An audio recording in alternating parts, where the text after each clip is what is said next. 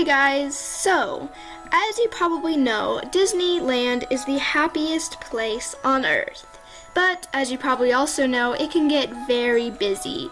Large crowds are not unusual at Disneyland, especially in the hot summer when everyone's off school, and that is a quite popular time to go, especially in July. In this video, I'm going to be naming all the ways to get on the rides and see the attractions faster and easier, so you can have an even better time on your trip to Disneyland. I hope you enjoy. Tip number 1. One of the first things you'll need to know before you plan your trip to Disneyland is when are you going to go. By the way guys, I'm also going to be doing a how to get on the rides faster at Disney World as well, because Disneyland and Disney World both are very different and both have their likes and dislikes as far as, you know, Fast Pass. But I will get to that later. So the best times to go to Disneyland are definitely September. September and October are some of the best times to go to Disneyland because most of the times the kids are back into school. They're not going to go to Disneyland as soon as they get back from school, right? Right. There will still be some crowds, but mostly not as bad as the summertime. I would not recommend going in the summertime because it can be very busy. But if you do go in the summertime, it's best to go in late August because that's when some kids go back into school. Other good months include February, March, and basically any time where there isn't any school breaks, or holidays such as Labor Day, Christmas, and other types of things like that. It is best to go on weekends. If you have to go on a weekend, it's better to go on a weekend than it is to go on a holiday. It's really unusual, but sometimes weekends can be less crowded than any holiday possible, even small ones like Labor Day. So the top time to go would definitely be September. It's when I normally go to Disneyland, but November and October also work, but I would not recommend going in December or in the summertime. The summertime is the worst possible time to go, but if you have to go, that's okay. Just try to go in early August to mid-August. Tip number 2. Now this tip is quite an important one, but it also depends on how many days you plan to go at Disneyland. Disneyland, you can go as many days as you want, but it's recommended to do 3 days. I have never done 3 days in a row, sadly, but it does sound like it's the right amount of time to go, because then you can hit all the different attractions, probably go to Disneyland Magic Kingdom, which I call it, but normally that's more Disney World, but I call it that. You can probably hit that in 1 to 2 days, and then if you want to go to California Adventure, that would also be fun as well. But basically, what I'm talking about is Fast Pass. Fast Pass is a very important part of Disney. It helps you get on the rides faster, as you probably know, but you may not, because a lot of people don't know that Fast Passes you can get on your phone. This is quite an unusual thing, and this is called a Max Pass. It just came out a year or 2 ago. I'm not sure. I think it was a year ago, but it is quite helpful. It's $10 a person, but it's totally worth it. But yes, it depends on how many days you're going. If you're going for 3 days and you're hitting Magic Kingdom, as I call it, in 2 days, then you will probably not need the Max Pass. But if you're just going to Disneyland for 1 day, then I would definitely recommend Max Pass, because it can help you get on rides much faster, especially if you're just going for 1 day, which is kind of hard to hit all the rides in just 1 day. You can find the Disneyland Max Pass app in the App Store when you look up Disneyland. Just download the Disneyland app and it will come up on there. I'm going to mention the Disneyland map more on later in the video. Tip number 3. Okay, now it's time to talk about the Disneyland app. I would definitely recommend this free app. It has the Max Pass on it, as I told you before, but it also has something very helpful. Many things very helpful, including it says when the park opens and closes on several different days. Sometimes the park opens on a Wednesday or Tuesday different than it would on a Thursday. For example, it may open at 9 o'clock on a Wednesday and might open at 8 o'clock on a Tuesday. So it is a very important thing to know when you should leave to go to Disney. Also, I would recommend going early in the morning so you can get to Disneyland before the park even opens, so you can get on the rides much faster.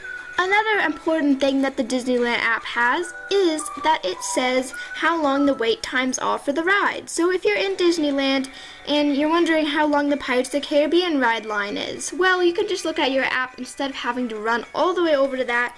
And if it's too long, then running all the way back to the ride, you think we'll have a shorter line.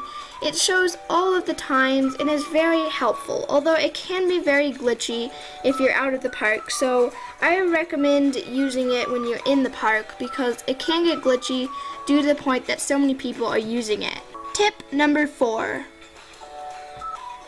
This next tip does kind of depend on whether you are bringing your young kids to Disneyland or not. This is about single rider, something I find extremely helpful and definitely recommend. I would recommend using this single rider. It uses on 3 different rides in Disneyland and quite a few in California Adventure, which I haven't been to in a while, so I wouldn't really know. The rides in Disneyland that use fast passes, single rider are the Matterhorn, as shown right here, Indiana Jones, which I will also tell you how to get into later in my channel, and also one of my favorites, Splash Mountain.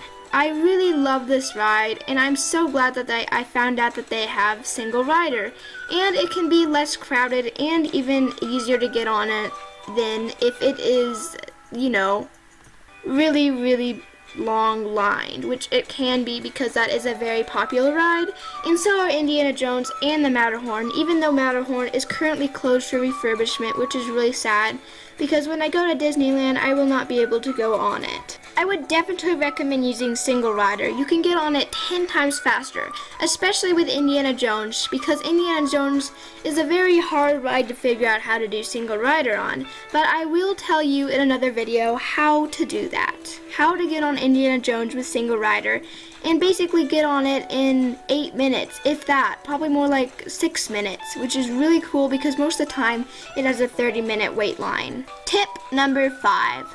This tip is quite an easy one, but I just wanted to mention it because some people forget to make plans. Plans are very helpful. You always want to make plans for when you are going on rides. I like to print out a map and then draw a line from the rides I want to go on first to the ride I want to go on last. And I write down the rides I want to get fast passes or single rider tickets for. It always helps to be prepared, so don't forget to make a plan before going to Disneyland. Tip number 6. This is just a bit of a note that some people don't know. So when you get your Max Pass Fast Pass, there's something very special that most people don't know. Most people think you just get one Fast Pass and you use it once on the ride and then you never go on that ride again unless you get another Fast Pass.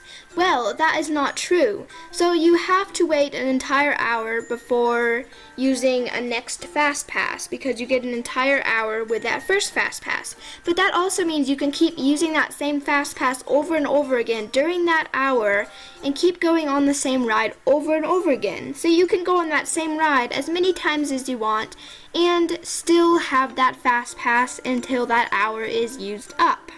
And also remember, as soon as you scan your Fast Pass on a little scanner thing that they show you, you can immediately get another Fast Pass for an hour later or 2 hours later. You don't have to wait to get that next Fast Pass, you just have to wait to use it. Tip number 7. This tip is not about getting on rides faster, but it is quite important. So most people think it is good to get a reservation for a Disney hotel.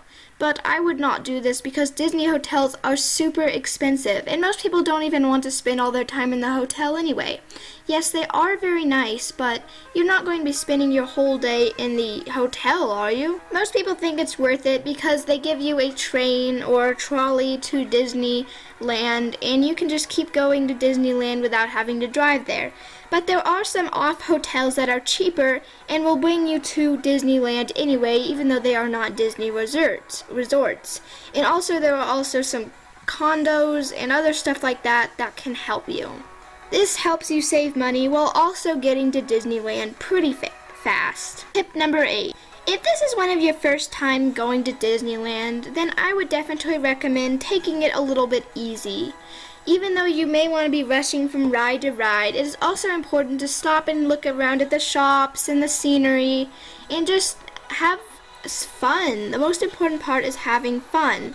So be sure to take a break every now and then and go say hi to some of your favorite characters, go to some shops, and look around. This is very important, especially since if it's your first or even second time going to Disneyland, or even you've been to it lots of times, but still want to see your favorite characters. Make sure not to get too stressed out on your first day because it is super fun and you want to make sure that you and your whole family is having a blast. Tip number 9.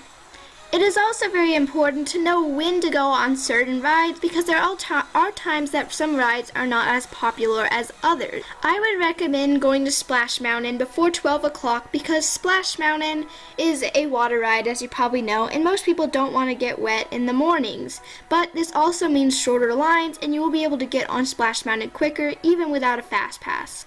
After you get cooled off a bit from Splash Mountain, I would recommend doing the indoor rides when it gets later in the day, because most people will want to be out during the hot weather and going on Splash Mountain. So I would recommend going on rides such as Indiana Jones and Space Mountain while you wait for the crowds to kind of go away. Tip number 10. This last tip is probably one of the most important ones. Make sure that you are able to make changes to your schedule if anything happens, such as a ride that you wanted to go on at a certain time has to close down for some reason, or something like that. Something where you have to make different changes to your schedule. It can be hard to change your schedule, but just make sure you have plan B, plan C, and of course plan A. Don't get too stressed out. Be sure to just have a time to lay back and relax, have some food, and just look around. That is a very important part. And also, just remember that you can always come back.